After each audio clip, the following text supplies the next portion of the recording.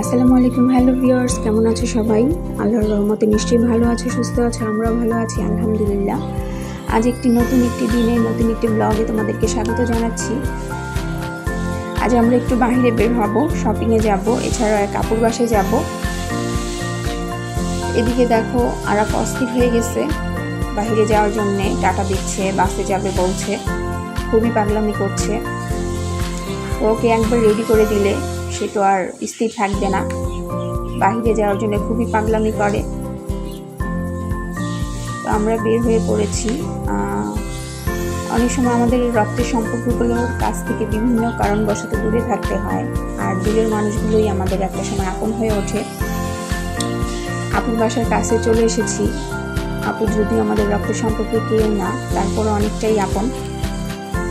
আর আপুর বাসার এখানে যখনই আসি মনটা ভালো হয়ে যায়।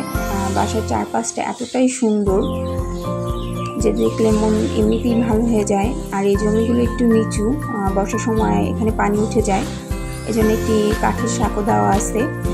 কাঠের সাঁকোটা দেখতেও খুব সুন্দর লাগে। তো আপুর বাসায় চলে এসেছি, কিন্তু আর থাকবেই না। সে গরু দেখেছে, সে এগুলোকে নিয়ে খেলা করবে। ও যখনই এরকম খোলামেলা পরিবেশ দেখে ও খুবই অস্থির হয়ে যায়, ওকে ঘরে রাখা যায় না।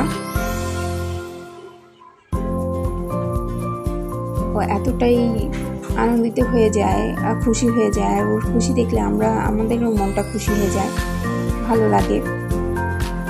তো দেখো ওকে অনেক কষ্টে এই পাশে নিয়ে এসেছি।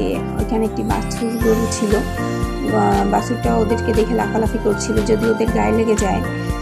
তো তাকে এই পাশটাতে কিছুতেই আটকে রাখা যাচ্ছিল না। আমরা যখনই নতুন কিছু শুরু করি তখন যদি আমাদের আপনজন আমাদের পাশে থাকে, মোটিভেশন করে, তাহলে খুব সহজেই আমরা এগিয়ে যেতে পারি। কিন্তু তা করে না, বরঞ্চ তারা আরও তিরস্কার করে। তো এমন মানুষগুলোর কাছ থেকে দূরে থাকাটাই ভালো। তো দেখো সে আবার গরুর কাছে চলে এসেছে, গরুর সাথেই খেলা করবে। তো ভিডিওটি কেমন হয়েছে অবশ্যই জানিও। চ্যানেলটিকে অবশ্যই লাইক অ্যান্ড সাবস্ক্রাইব করো।